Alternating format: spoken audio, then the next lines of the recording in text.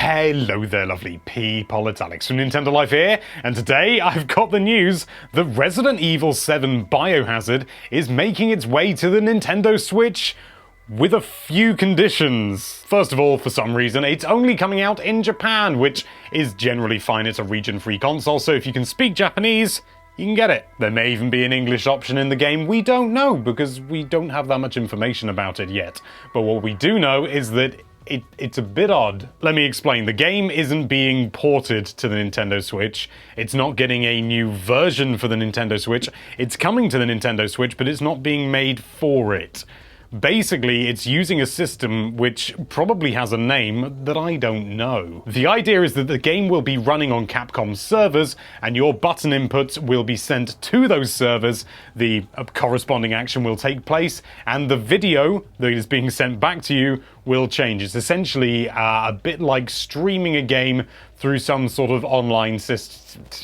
As I said, this isn't a new idea, and the idea of streaming games rather than downloading them is something that's been toyed around with for a long time and is currently being used. I believe that PlayStation Now uses it. I'm a little bit out of the loop with the old Sony stuff, and what I believe, though, is that it was far more popular with PS3 than it is with PS4, but it is still functional on PS4, I think. There was even a console that would do exclusively this, called OnLive, and it was a massive failure. But this was a number of years ago, and the technology has come along a long way, and it's actually viable to do it now.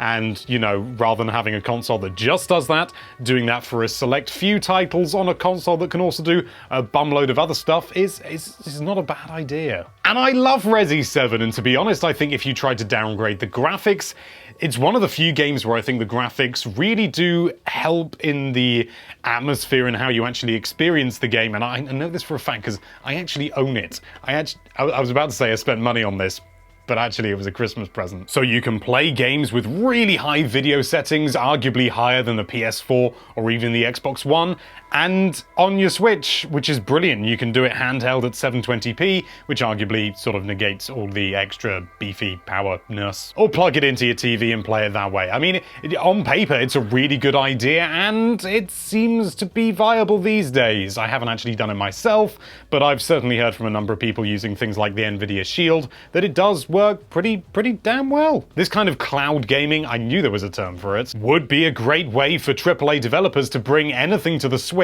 and to have it be almost zero effort if you like. You can just say, okay, well, you just, run it through the internet. Jobs are good and easy peasy, let's go. And you're playing whatever game you like at the highest quality settings.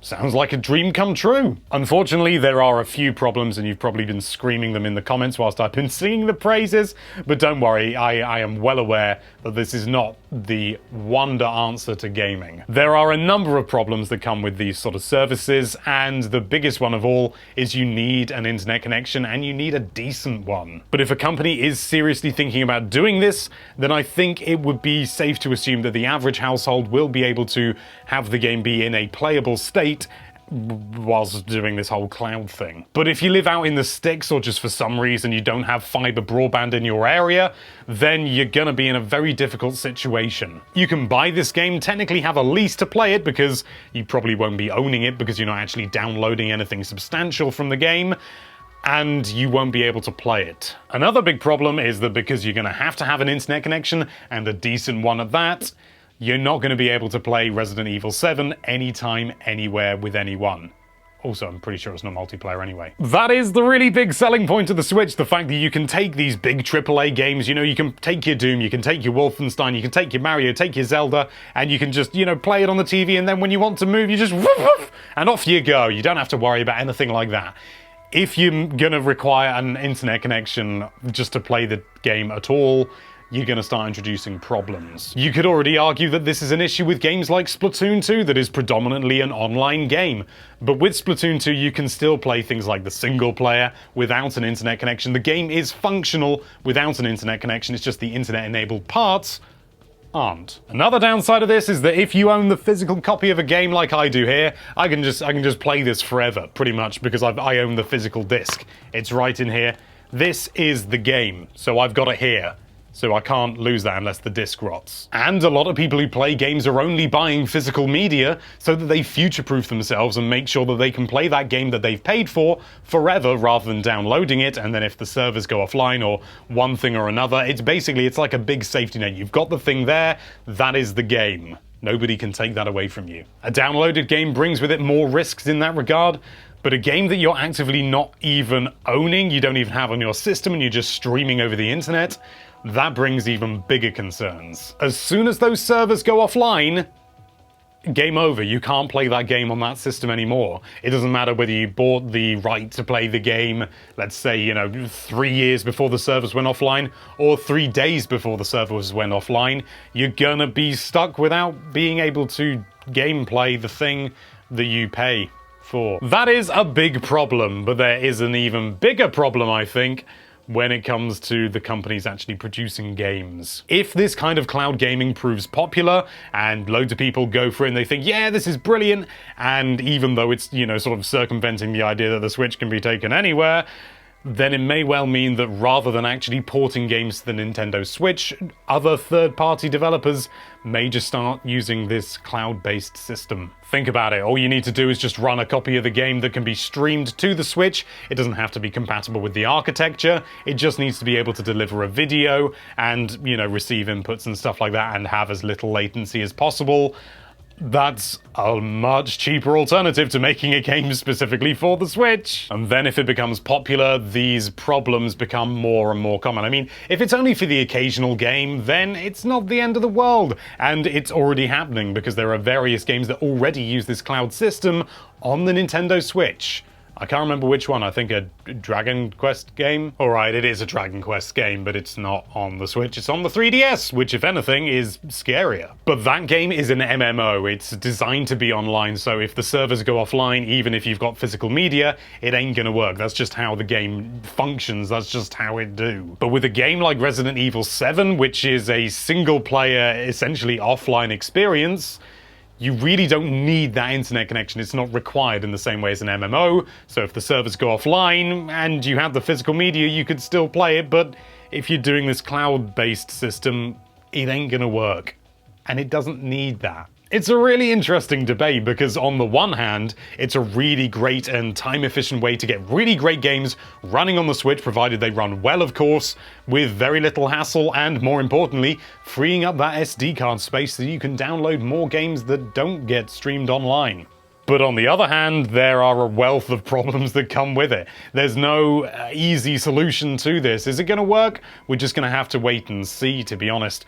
Personally, I think as long as it's not really taken over by everyone and everyone's doing it so that it becomes the norm, I think for a select few titles like, Resident Evil 7 and even something like Monster Hunter World, it could work really well and it could be a great way to bring games to the Switch that otherwise couldn't come to the Switch. I'm pretty sure you could bring Resi 7 to the Switch. May not have the same impact because, the graphical fidelity and all that's quite important to the gameplay.